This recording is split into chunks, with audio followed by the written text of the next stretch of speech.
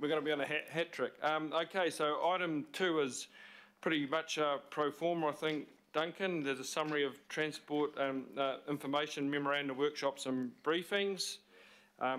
Could someone move that, please? Councillor Simpson, seconded by Councillor Foley. All those in favour? Division. And the final item, extraordinary item, which will be hopefully relatively short, but perhaps quite useful. This goes to a couple of quick verbal updates, just to try and keep us up with the speed of things that are happening, and things happen very quickly at the moment. We've got the Waitemata Harbour Connections project, and Megan is going to give us a quick update on that. Then Barry is going to give us a quick update on the GPS and a couple of other matters coming before this committee. So with a bit of luck, that'll be all over in about 10 minutes. Over to you, Megan. Kia ora, Mr. Chair. Kia ora, everyone. Look, just a quick reminder, you will all be aware that on the 6th of August, the Prime Minister and David Parker, the Minister of Transport, announced the government would proceed with the second harbour crossing. You'll know that there has been limited, well certainly effectively no governance involvement from you in that project, and some limited opportunities for you to provide feedback over the last few months.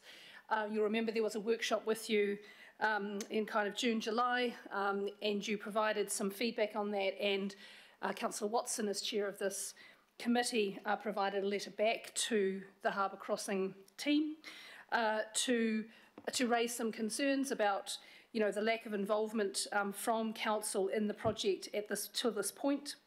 There was some insufficient information really to be able to give clear guidance to the team about the options that have been presented, the shortlisted options, and wanted more work to be done, particularly in terms of things like population intensification, VKT, vehicle kilometres travelled, climate implications and others around the project. So notwithstanding that, the government did announce that they will continue with this project.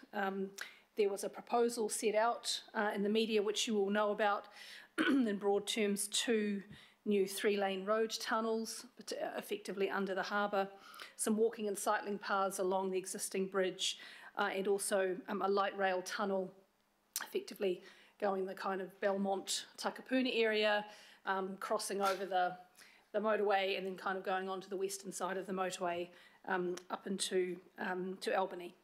So really just a verbal update on that, Mr. Chair, knowing that there is no decision for you to make, but knowing that that has happened between the last couple of committees.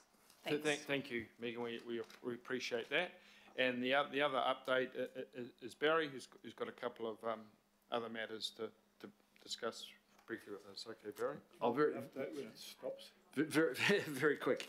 So just really looking forward to next month. We'll have the agenda next month. This one's been very focused on Auckland Transport. Next month we have water care and healthy waters. We'll be here. We've already talked about City Rail Link, and there'll be an update on that, and that will include Auckland Transport and Kiwi Rail as well. A couple of things, just reminders, if I may. We've organised an ATOC tour. That's the Transportation Control Centre over the shore. That's on the 8th of September. Please let us know if you're keen to attend that. We're also arranging ongoing CRL tours. We've got one in early October, the 9th of October, where we've invited a number of councillors through that. We're trying to get an invite to all councillors, but on 2 or 3 trips between now and the end of the year, so keep an eye out for those. And the last one is just a verbal update on GPS, and Megan will speak to that as well.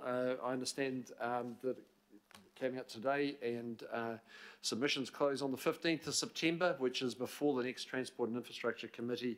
So Megan might just speak to a process about setting out a process for consideration for how we handle it. Thanks, Barry. So look, yes, just given the timeframes, we've got that was released today, this afternoon, and we've got till the 15th of September. That falls between the Planning Committee on the 7th and the Transport Committee on the 21st. So what we are proposing, working through the chair, is to do a quick report onto the governing body committee next week, to get a delegated subcommittee to effectively sign off the submission between now and the 15th of September. We'll report that back, of course, to committee once that's been done, but we are going to be very limited in the time we've got, so we're proposing that that's the process that we'll use. Notwithstanding all of that, we will be doing a memo for you in the next couple of days to give you a summary of the GPS. We'll also work with local boards to enable them to provide advice. Again, it's going to be very difficult for them, but we'll do our best as always through this process. We'll be doing a joint submission with Auckland Transport, as is our normal process. So hopefully that sits all right with you, Mr. Chair. Happy to work with you over the next few days on that. Okay, thank you very much, Megan. I think it's just one very quick question by Councillor Philippina for Barry online. Yeah, thanks, Chair. Barry, in regards to the ATOC visit, some of us have the Māori Situi at Hawani Waititi, so I might go through the Auckland Transport or through you to get a visit for those that are attending that hui. Kia ora. Okay. Yep, that's fine. And with that, that's the end of the meeting and an early finish for once, folks. So thank you again very much for your attendance. Thank you, Mr. Enjoy Chair. the rest of your day. Good work.